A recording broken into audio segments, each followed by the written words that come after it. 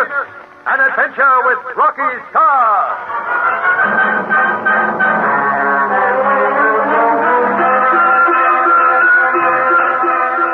Having raised the $1 million, Rocky and Mitch set out once more for Death Valley. Meanwhile, Gregor has already arrived there to destroy the Blue Streak. In Yan's suitcase are 2 time bombs. After leaving the plane at the research station, Gregor and Yan are held up by the security guards. I'm sorry, Professor Kabar. I'll have to take a look in your suitcase. I will not submit to such indignity. Well, I'll take a look anyways. A new order came out yesterday. All luggage and packages have to be inspected on arrival. This is absurd. I am Professor's chief assistant, and under no circumstances shall I allow you to search my case. My dear Jan, allow the sergeant to do as he says. Very well. You will find nothing. There are only papers. I'm not expecting anything else. Still, orders are orders. We understand. Here is the case. Shall we open it for you? Yeah, if it's locked. Have you the key, Jan? Yes. Here. Thank you. One moment, Sergeant, and you can... Hold it, Mr. Montaigne. It don't matter. Leave it closed. But I insist, Sergeant. Forget it. I guess Professor Kabar wouldn't be bringing any time bombs onto the station. Time bombs? What an idea, Sergeant. Yeah, ain't it? Okay, on your way. On your way, you'd better report to the office, Professor. Yes, we will. Oh, Gregor. You fool.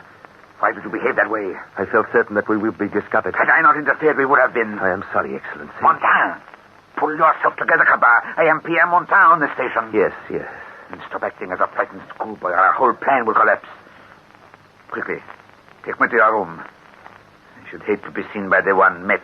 That would be the end of everything. Hide me until tonight, and then nothing matters. You mean you intend to strike at once? Having seen the blue streak, the sooner the better. Perhaps you're right. I will take you to my rooms and report to Professor Vernon.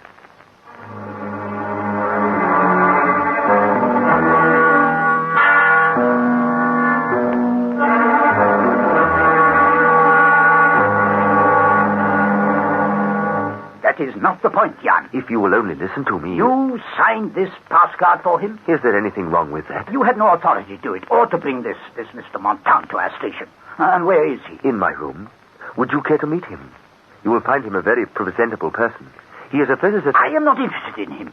He will leave the station.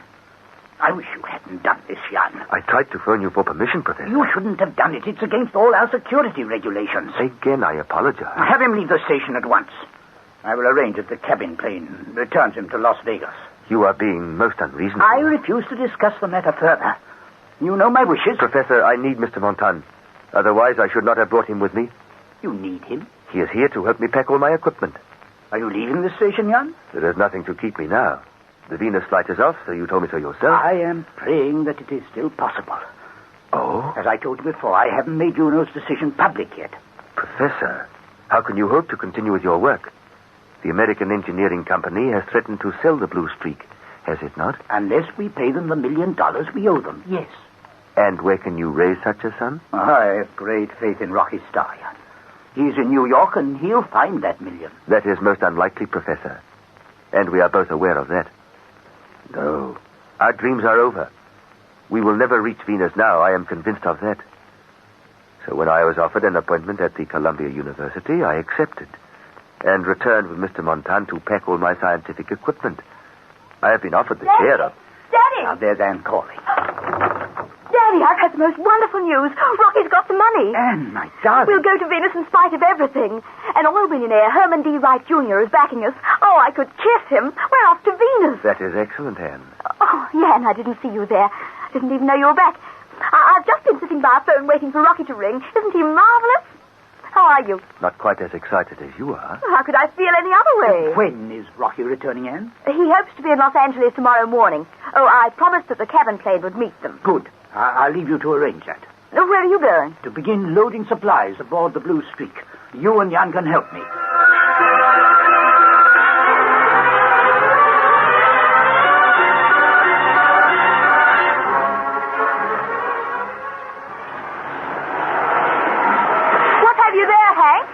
Oxygen cylinder, Miss Anne. Righto. Back over to the lift and Andy will help you unload. Okay. This place is a hive of activity. Well, there's lots to do. Daddy wants to stage the test flight in 2 days. Does he now? It'll be a battle to get everything on board by then. What are you doing down here, Jan? You should be in the control cabin, checking the instruments with Daddy. I'd rather be with you.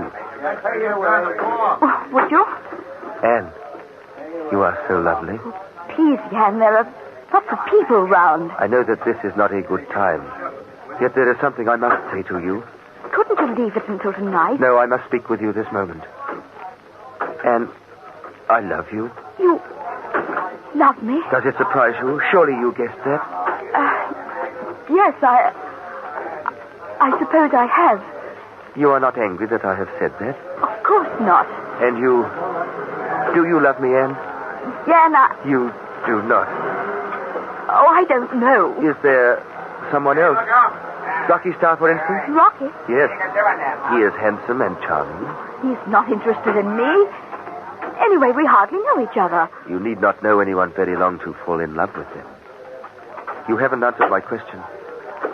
Do you love me? Jan, I can't think among all this noise. Trucks being unloaded, men talking and shouting. And there's Daddy. You seem almost pleased at his interruption. I need you in the control cabin, Jan. Very well. By the way, has that Mr. Montana left the station yet? He is leaving by plane first thing in the morning. I understood it was to be this afternoon. There was no plane available, Professor, because of the... Very well, very well. See that he remains indoors in the meantime. Report to me in the control cabin in 5 minutes, please. Yes, Professor. Jan, who is this Mr. Montana? An old friend of mine. I did not know that Rocky Star was attempting to raise money to continue our work.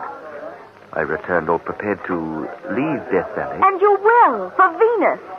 Does that make you happy? I am always happy with you. And no matter what may happen in the future, remember only that I love you.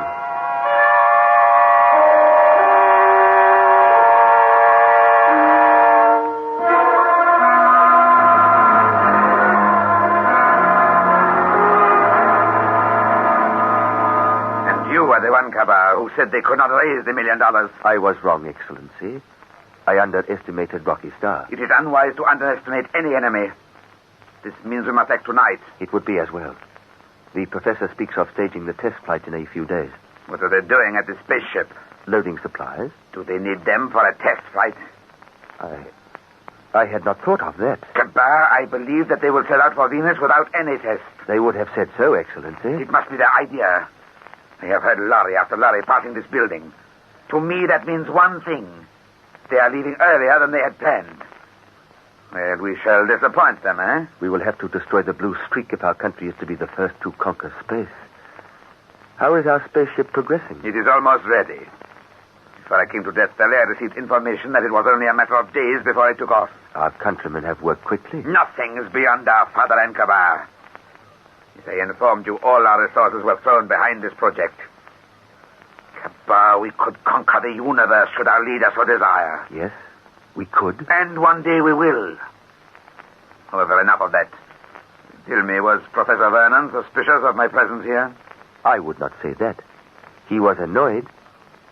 Still, he believed my story. How did you explain me? I said that I had brought you to help me pack all my scientific equipment, as I had accepted an appointment at the Columbia University. That was quite a convincing story. If he had any suspicions, they were forgotten in the news Anne brought. I expect so. Now, about tonight. Yes. Where will you place the time bomb? From your description of the blue streak, I feel that one of the exhaust tubes would be an ideal spot. That is true, and they are easy to reach. We will be able to creep along in shadows practically all the way. Once we are there, Kabar, it will not take long to attach the bomb. When it is dark, we will strike. We cannot. We must not fail.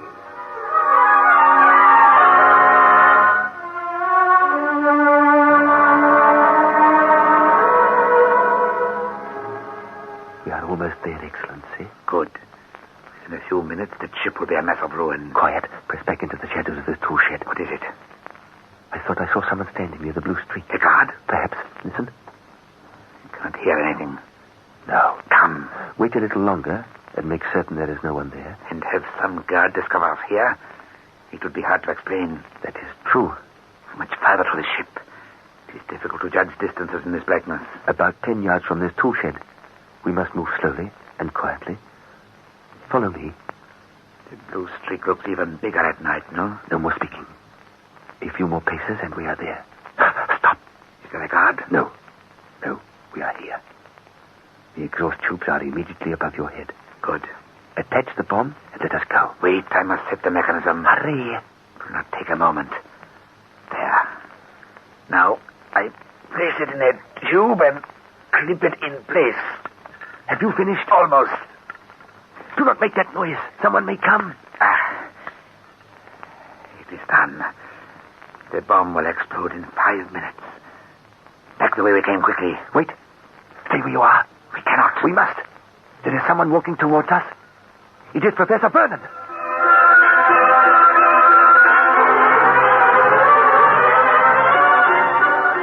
Escape seems hopeless to Jan and Gregor as they watch the dark figure walking toward them. Will the professor discover them and their plan before the blue streak is shattered by the time bomb? Be with us for each and every exciting chapter and fly into the vast unknown that lies beyond this earth in the Rocky Star Adventure, Destination Venus.